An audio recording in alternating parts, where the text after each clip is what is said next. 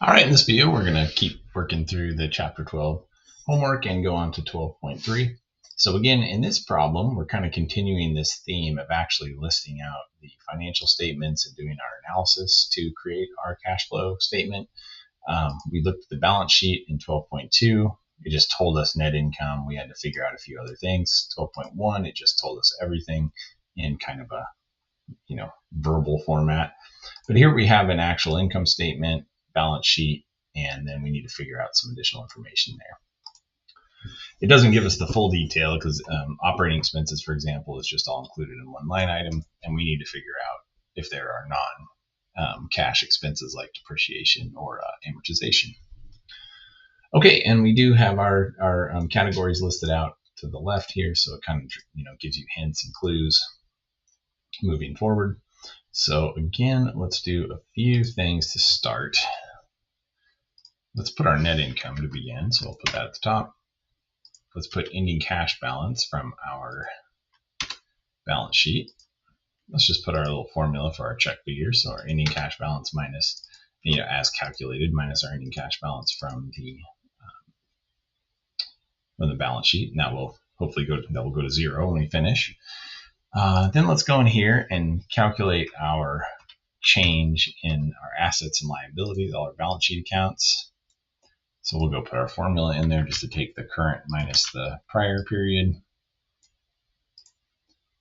Then we will just create totals here to have those. Okay, and then it tells us a few things here about, dividends paid $5, proceeds from the sale of equipment $90, and that equipment had an original cost of $120, and we had $10 of depreciation, accumulated depreciation on that asset at the time of sale.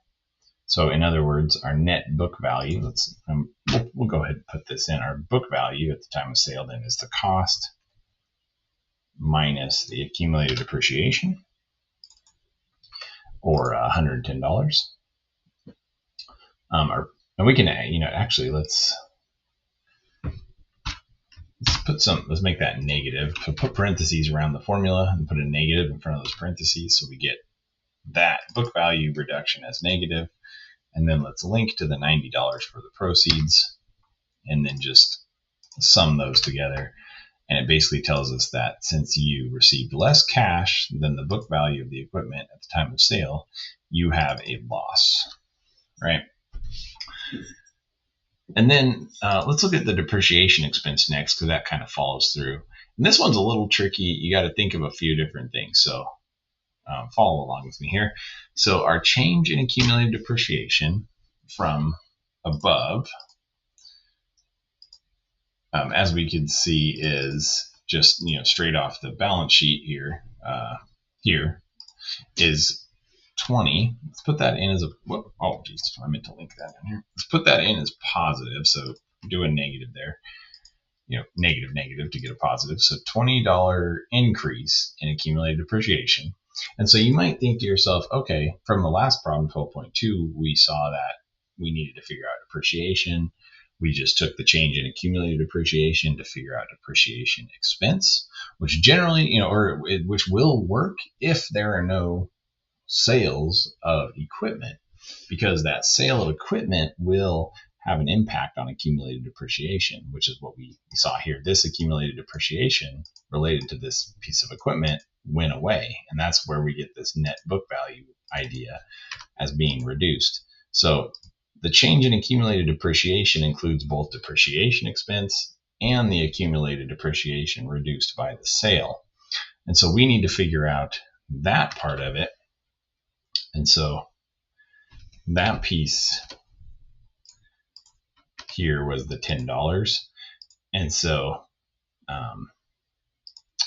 then we can add those together to get our total depreciation expense, right? So it looks like only $20 increased because accumulated depreciation increased only by 20, but you have to think back and remember, or look at the accumulated depreciation related to the equipment sold of $10 and incorporate that into that calculation to account for the fact that there was an ending reduction in accumulated depreciation of $10, and that impacts the, if you're trying to use that as the way that you figure out what depreciation expense was from the balance sheet change. You got to add that little wrinkle in. So that's what that does there. No, that one's a little tricky. So I wanted to add some of these calculation spots for you. So hopefully that is helpful. Okay, and now we've got a bunch of information. Oh, and you can also see here is a kind of a check figures that you can see that the gain or loss on the plant equipment equals to what's on our income statement. So that's good. I just noticed that. All right, let's start going through our cash flow statement then. So as like I just said, depreciation expense was 30. So we add that as a positive. We had a loss on the sale of equipment. So again, we're going to add that in as positive because those both had a negative impact to arrive at net income. So we have to add those back since they were non-cash related expenses. And, this is an expense kind of, if you want to think of it, that's not only an operating expense, but, a reduction in net income or equity, really, I guess I should say. Okay, so AR, let's start looking here. So AR went up. So remember, that's going to be a negative. Another way to think is kind of opposite from cash almost in a way. You can sort of think if AR goes up, then our impact on cash and the relation to net income goes down. Prepaid expenses went down, so other assets, it has the opposite impact. If you know that's negative, you can kind of deduce that that's positive. Inventory went up, so again, we can see that's negative. Increases in inventory or make more sense to me from a logical deduction perspective because it's relatively easy to think, okay, when inventory goes up, if it increased, that means that we had to, pay cash for that inventory. It could be offset by some AP, but just thinking about it from the perspective of assume it was paid with cash, an inventory increase would be a debit followed by a credit to cash or a reduction. Okay, AP went up, and so that is going to be a positive. Remember, because we had expenses that were leading to net income that were not cash related, they were AP. So some of those you have to, like we just talked about, inventory going up, some of that may be related. So it's sort of and remember, we're going to add all these together to get net cash from operations. So if you do have inventory being bought with AP, that kind of gets captured here. So just, I don't know, it's a little theoretical accounting side note, but something to keep in mind. Unearned revenue went down. So that is going to be a, let's see, what do we got? So AP is that's going to be a negative impact, right? Because when unearned revenue goes down, that means that revenue goes up. And so that leads to higher net income, but it's a non-cash impact, essentially. Okay, taxes payable went down, and we can think of that as an actual payment of cash to reduce taxes payable, kind of logical there. And all those together, then we put our summation formula to get 370. Proceeds from the sale of equipment, that is cash, that's us receiving money. We had long-term investment increase. So that is one thing that you kind of have to do is look through and see if you had any changes in things like long-term investments or plant assets for the investing section. And lo and behold, we did have an increase in long-term investments. And it didn't tell us we had any sales of long-term investments. So this is just an increase related to purchases. And so if we're purchasing those of 70, then cash is going out for 70 to purchase those. So we get a 20 as the total there. Excuse me. Okay, it tells us dividends paid. It was paid, pretty straightforward there.